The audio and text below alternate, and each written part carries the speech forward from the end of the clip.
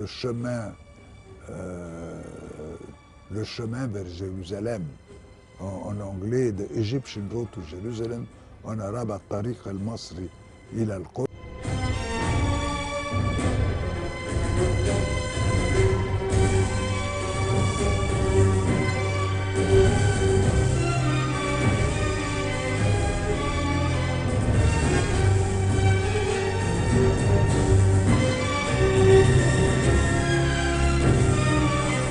M. Boutros Ghali a pris part à de nombreuses réunions sur le droit international, les droits de l'homme, le développement économique et social, la décolonisation, la question du Moyen-Orient, le droit humanitaire international, les droits des minorités, le non-alignement, le développement de la région méditerranéenne et la coopération afro-arabe.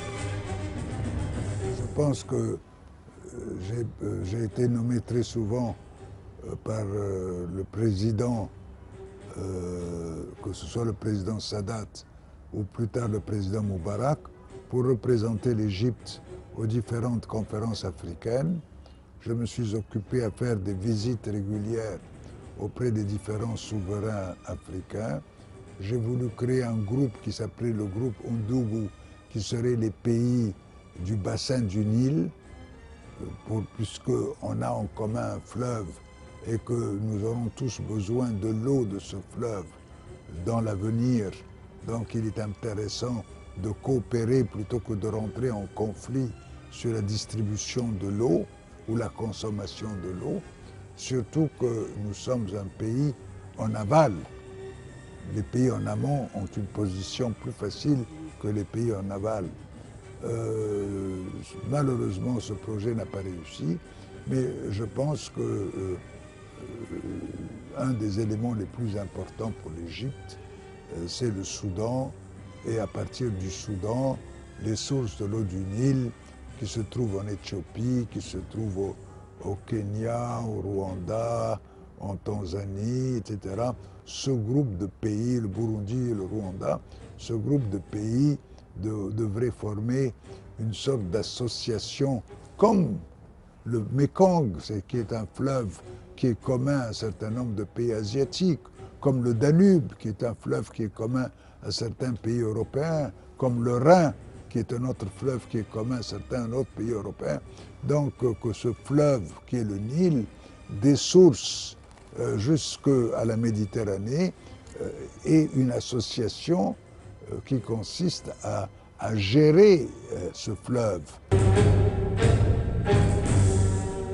Je pense que les femmes représentent 50% de la population du monde et dans le monde égyptien, elles représentent 50% de la population égyptienne. Lorsque j'ai été membre du département des sciences politiques à l'université du Caire, il n'y avait pas une seule femme professeure. Lorsque j'ai quitté en 1977, j'étais devenu le chef de ce département. 50% étaient des femmes, et puis aujourd'hui, vous avez une majorité des femmes qui dirigent le département des sciences politiques à l'université du Caire. Je peux vous donner un autre exemple. Je me suis battu pour pouvoir avoir une représentation des femmes au sein des Nations Unies, et on a eu un certain nombre important de femmes qui ont dirigé les Nations Unies. Donc je pense qu'il est essentiel de donner un maximum de chance aux femmes, puisqu'elles représentent la moitié de la population du monde. Ma femme m'a beaucoup aidé dans la mesure où elle ne m'a jamais empêché de travailler, et lorsqu'il y avait des invitations, et vous êtes obligé en tant que ministre ou en tant que secrétaire général d'accepter des invitations, d'aller à des réceptions d'ambassade, de fêter la journée de l'indépendance de tel État. Moi, je restais à la maison travailler et j'envoyais mon épouse comme envoyée spéciale. Donc, elle m'a beaucoup aidé dans ma carrière diplomatique.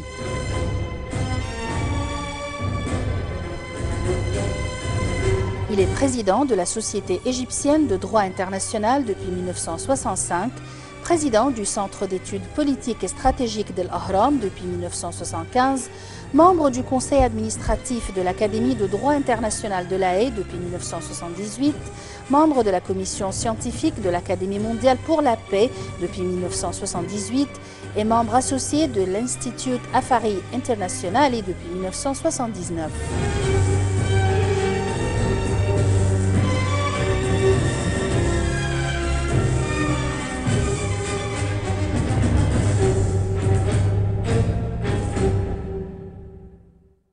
Nous avons fait énormément de travail, que ce soit, nous avons obtenu la création d'une commission des droits de l'homme au Parlement égyptien, nous avons obtenu une autre commission au Majlis Shura, à la seconde chambre. Nous avons réalisé une assistance, nous avons reçu quelques milliers de plaintes et nous sommes arrivés à résoudre plusieurs de ces plaintes des citoyens. Nous avons lutté pour changer certaines lois. Nous avons présidé aux élections présidentielles.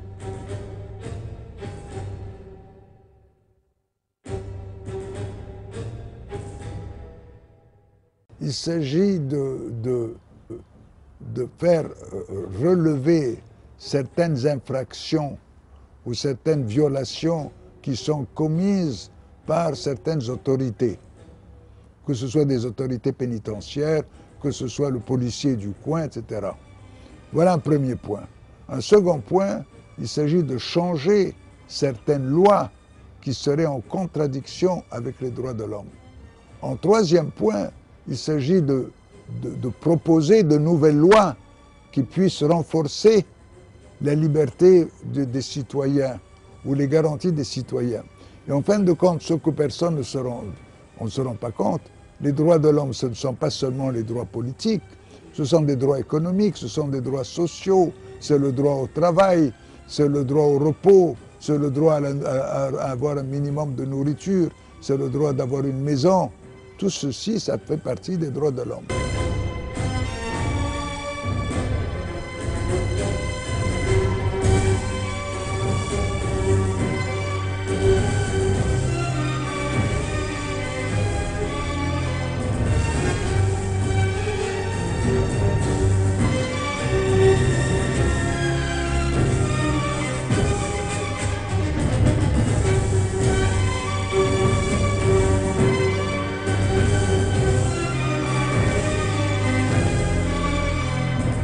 Que ce soit la démocratie, que ce soit les droits de l'homme, ce sont des objectifs qu'on essaye d'atteindre et qui nécessitent une lutte quotidienne. Parce que vous pouvez avoir tout d'un coup une démocratie et pour avoir un accident, une rupture de la démocratie, un coup d'État militaire, c'est arrivé récemment dans différents pays africains, et la démocratie s'effondre et les droits de l'homme s'effondrent. Il suffit qu'il éclate une guerre pour qu'il n'y ait plus de démocratie et plus de droits de l'homme.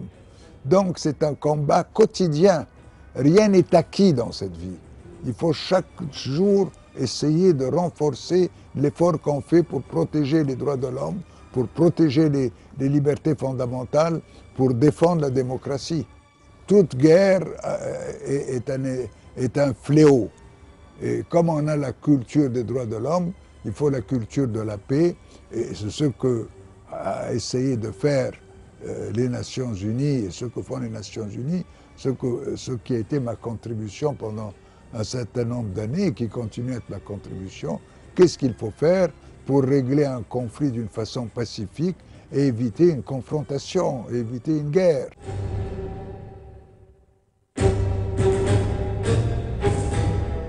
Au cours de sa carrière, M. Boutros Ghali s'est vu décerner des distinctions et des titres honorifiques.